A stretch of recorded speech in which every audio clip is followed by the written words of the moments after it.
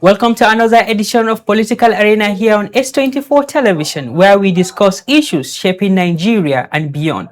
Today, social media has become one of the most powerful, influential tools in modern democracy. It has transformed how citizens access information, participate in political debate, and monitor elections. It also helps citizens to curb misinformation, hate speech, and political propaganda. The big question is social media strengthening democracy or it is weakening it. To help us understand this is our guest is Farida Salihu Lukman, communication officer from Center for Democracy and Development, CDD West Africa. Farida, welcome to Political Arena here on S24 Television. Thank you for having me.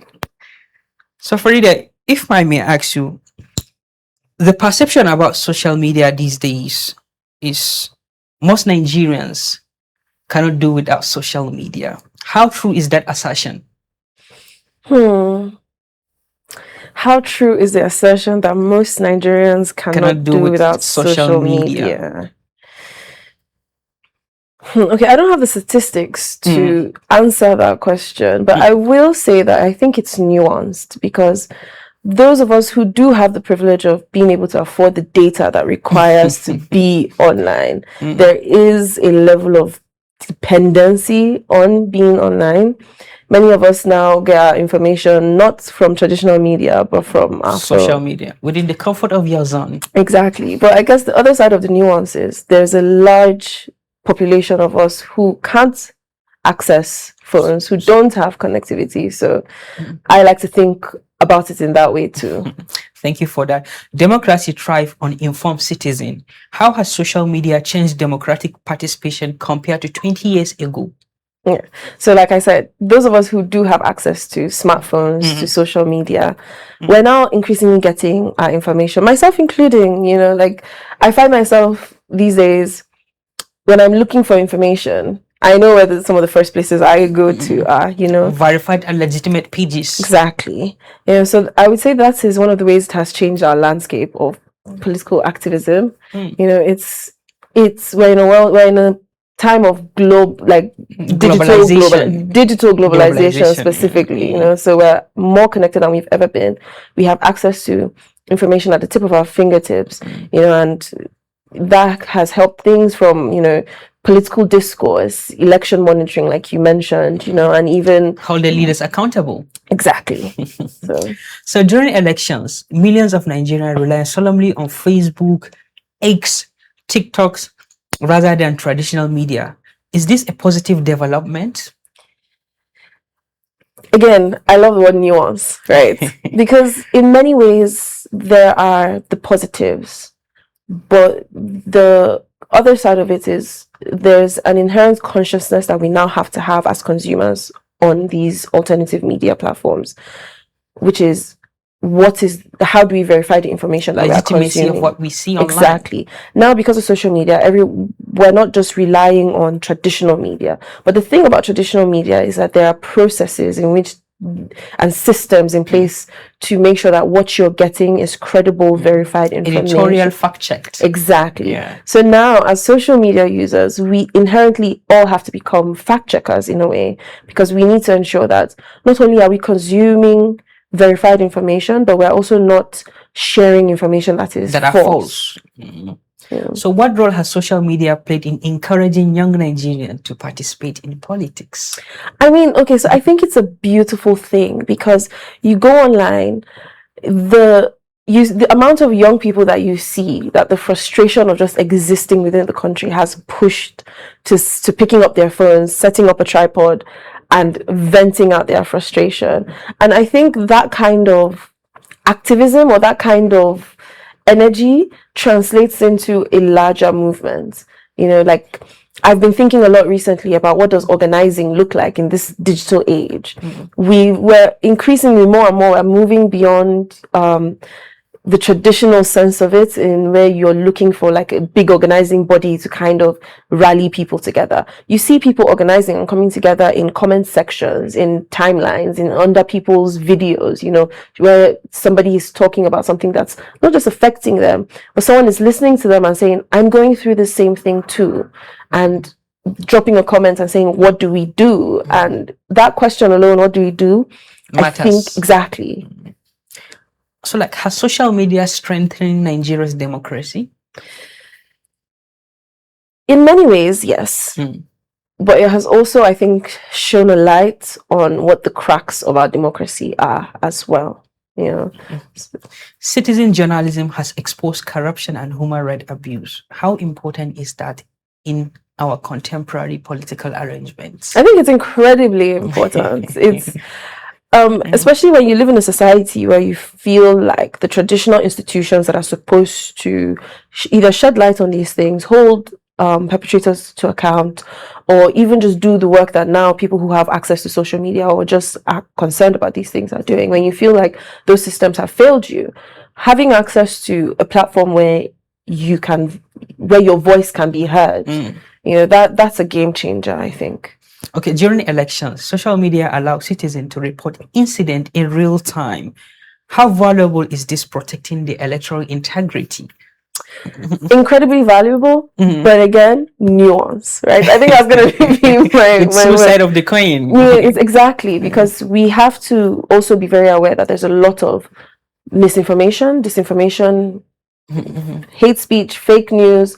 And the thing about fake news is that the nuance around it is that there could be something that has happened in the past, but someone is recycling it to kind of fit it. You know, so it's important. It's great, especially for like things like monitoring the speed at which information can spread. You know, something is happening in real time, and you're able to raise awareness about it. But we also have to be really conscious about how we're using these tools. Okay, can social media improve transparency in governance? Yes, well, I think we've seen examples about how this has happened, right? I think I was having a conversation sometime this week, and the example came up about how is it police inspectors or something, like in the past, you know, I can't really remember. I don't really have the details of it, but you know, now we have police inspectors that are doing press statements and coming out to say, okay, these are the cases. I mean, it's not happening as frequently or as consistently as we would like, but it's a start, and it's a push in the right direction to see that, okay, a few people coming together, not just a few people, like many people complaining about something has brought about this kind of change where now we even have like EFCC has social media pages, you know, like that they are pushing out their things out. You know, everybody is creating content now because you realize that social media is a platform in which you can reach people, you can reach a lot more people, you can sensitize, you can pass information. So I think it's great in that way that institutions are hold accountable. Yeah. Okay, despite the benefit of social media, like misinformation spread rapidly online. How dangerous is that? Incredibly dangerous. It's so dangerous. There have been incidents where misinformation can, or disinformation, or any kind of fake news can also translate into physical violence. It can translate into the importance of information and intelligence is that you are passing across something that is beneficial to people. The moment you weaponize that to push an agenda, it's out.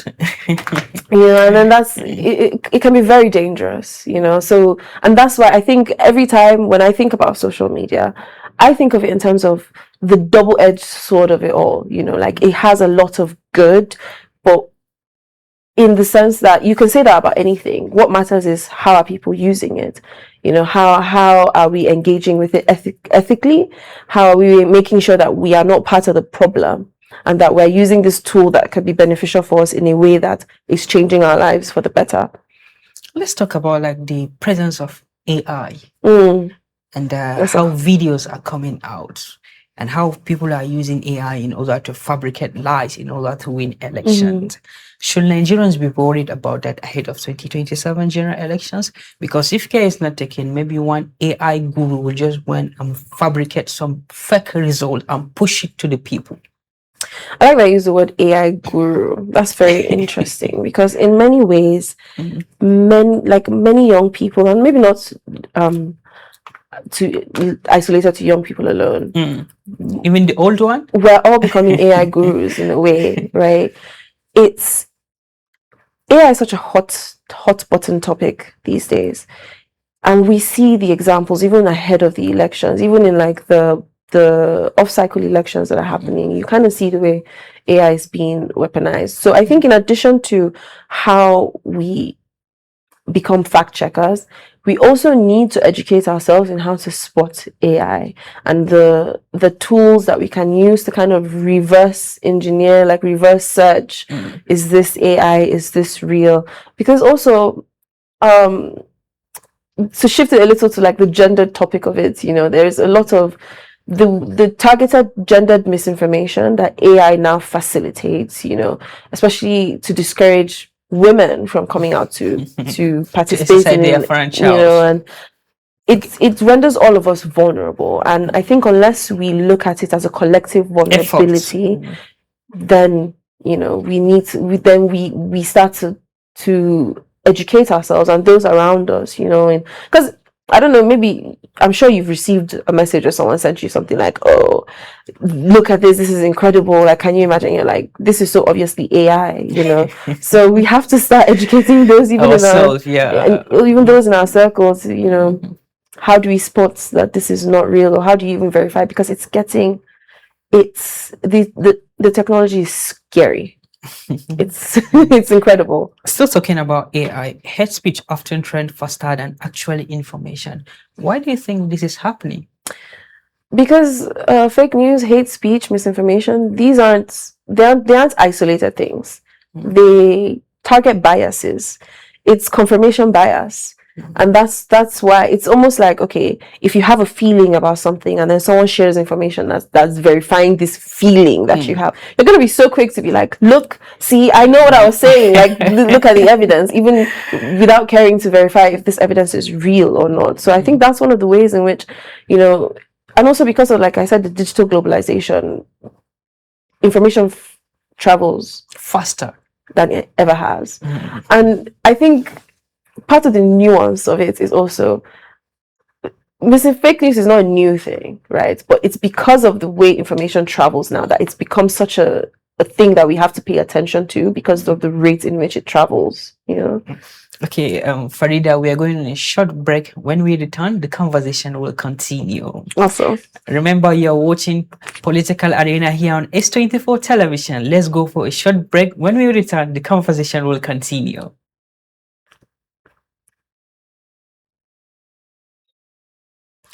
Welcome back from that break. Remember, this is Political Arena here on S24 Television. Talking about fake news and how fake news is moving faster than the accurate information. How can citizens distinguish credible information from propaganda? Okay, so I've kind of echoed it a bit in some of the things that I said. You have to verify. You have to verify. You have to verify. Verification matters. Verify before you share any information, whatever the source is. Like I was saying, agencies now have social media pages, so a verification could be as easy as going to the social media page, going to the websites to see if this information that has come to you to the tip of your fingers is real. Another way is like with fake pictures or AI generated images, there's Google reverse image search. You can put in the picture into the Google search and it will tell you where it originated from. And there are other such checker. Yeah, and a little shameless plug about the work that CDD does. We also, because we do a lot of election monitoring, but even outside of the elections, we do have a tool called the Check by Median, where you go on our website, you can, if you come across information that you're not sure about, because sometimes, there's a limit to certain information as an individual. Exactly. And how there much are certain you can information verify. you have to go somewhere before you verify so it. you can always submit that information and then the team behind the scenes will look at it, reach out to our contacts, do the work of verifying wherever it is that you couldn't go past. And talking about CDD, as the communication results. officer in CDD, what are you doing in order to, from your end, in order to to tempt the spread of fake news in Nigeria's democracy? Yeah, so using the check by medium tool. So when we get some of those, reports, reports, and then we verify, we fact check it, we publish on the CDD fact check website. And there can be many verdicts from a claim is true, a claim is false, a claim is misleading, a claim is incorrect, because there's so many nuances to how misinformation can present itself, and even beyond that, particularly with election work, looking at the election landscape, the scene, what are kind of the narratives ahead of an election, and then trying to sensitize people or just inform, because there's only so much you can do with information if it sits at your desk. You kind of have to disseminate it and make it available to people so that people have the power to make the decisions for themselves and do the right thing, essentially. Well, talking about politics, we can't eschew women from participation in politics. Can online abuse discourage women and young people from participating in politics?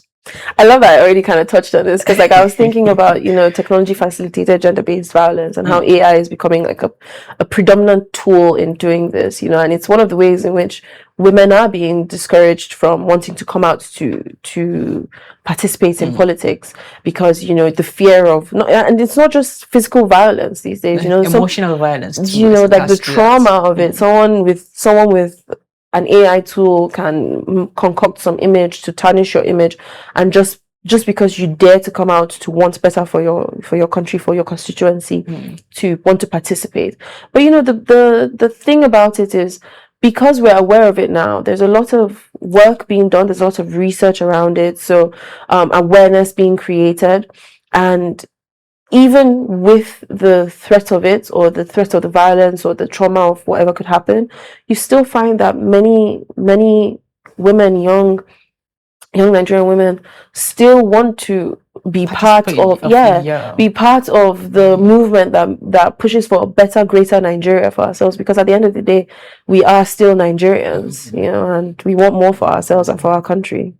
Okay, so looking ahead of 2027 general elections, what challenge should Nigerians expect regarding to social media? Shine your eye. You have to be alert. You need to, going into it, know who your credible news sources are, where you're getting information.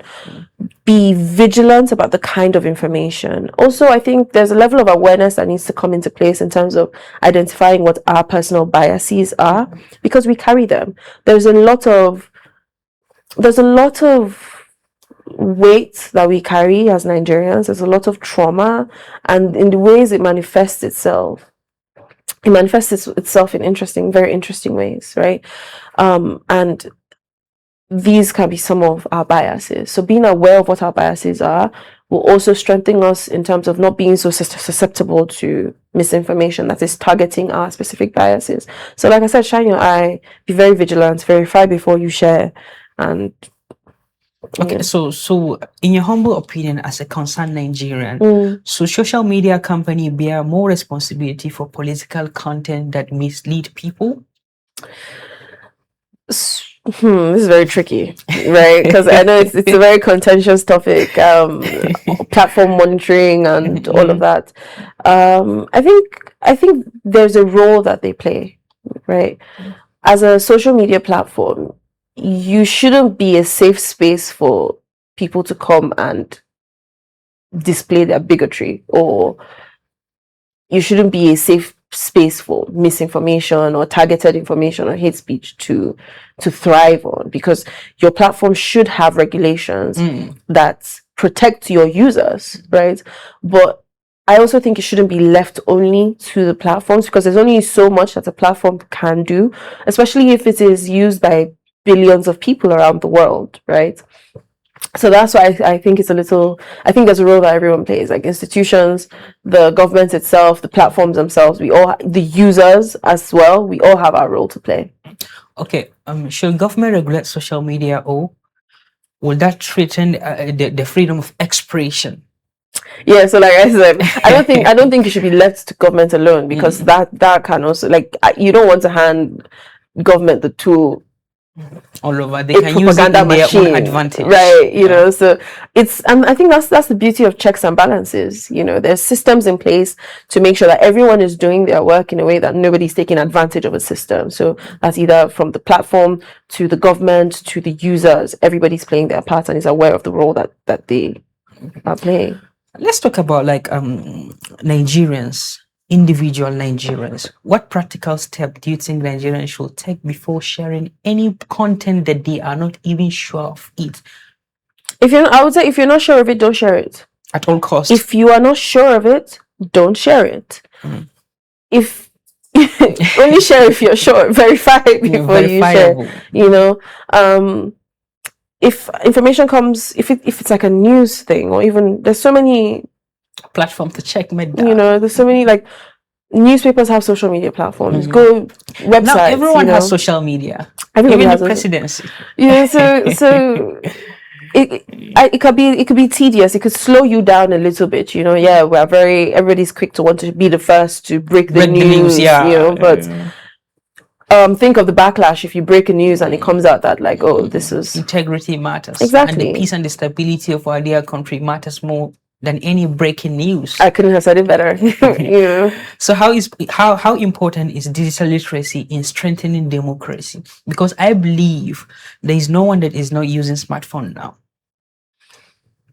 Okay, well, maybe saying there's no one. I mean, there are a few people who, because, like, again, access, right? The reality of our country is that even if people have access to smartphones, how many people can afford the data? Because it's very expensive, right?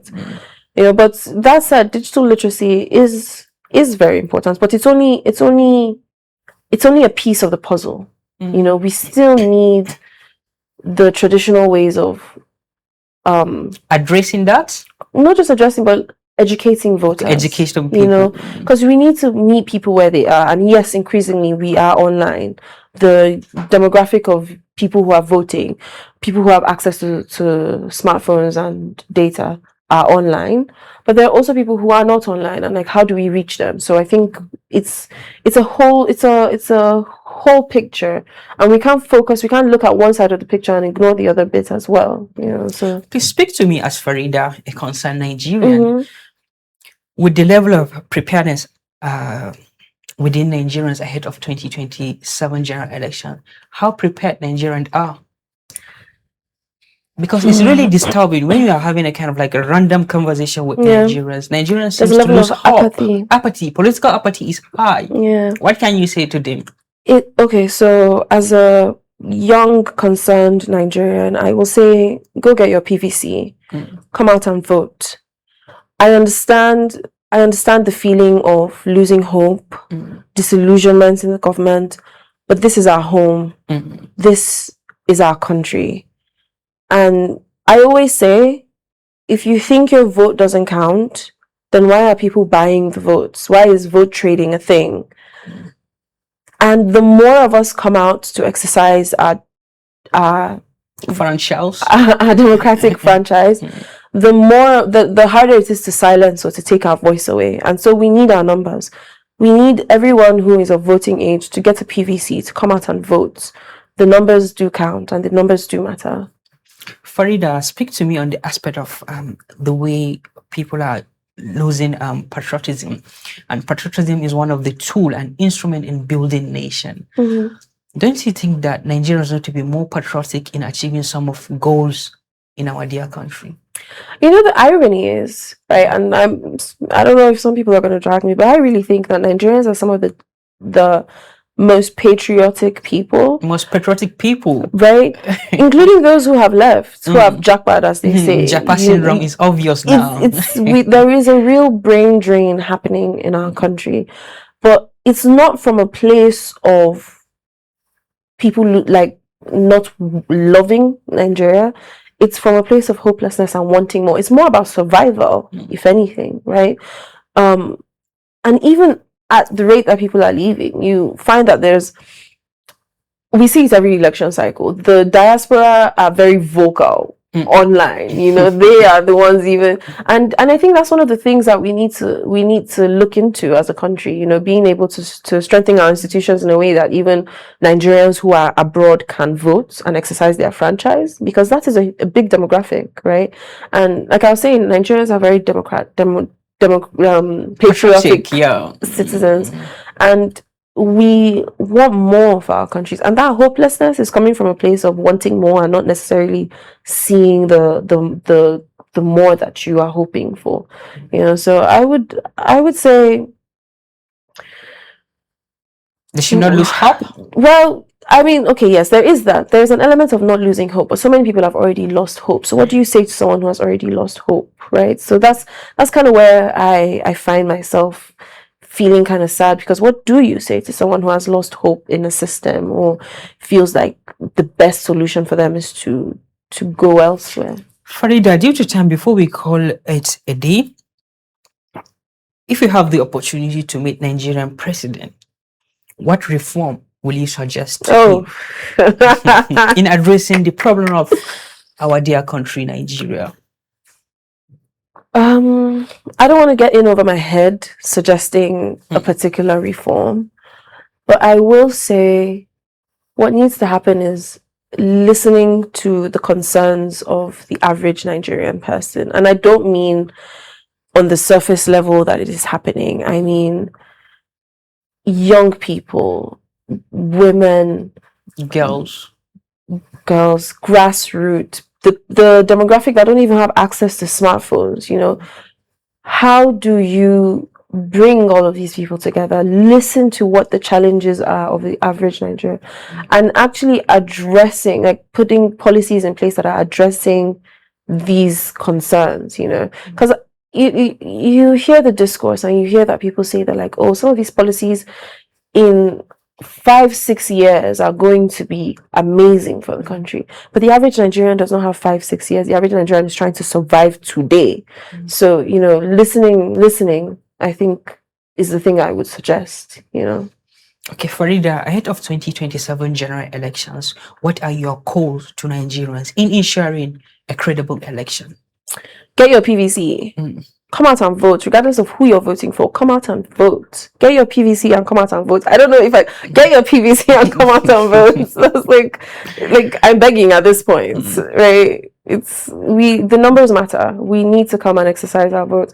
I understand the hopelessness. I understand the apathy, but this is our country and nobody's going to fix it for us. We need to take ownership, and we need to hold leadership to account. And we can only do that if we have the numbers, right? Thank you so much, Farida. It's really a pleasure having you here in Political Arena. And thank you so much for sharing your insight. And I believe with what you said to Nigerians are going to change the narrative ahead of 2027. Thank you so much for taking your time to speak to us here on S24 Political Arena. Thank you so much for having me. Thank you. This is where we draw the curtain of Political Arena here on S24. Today's conversation reminds us that Nigerians should not lose hope. And ahead of 2027, there is a general possibility that Nigerians can change the narrative.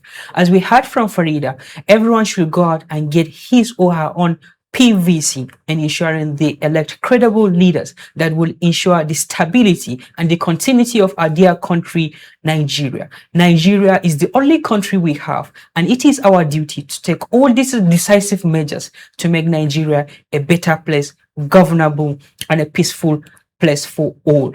This has been Political Arena, and may God bless the Federal Republic of Nigeria. Thank you and bye for now.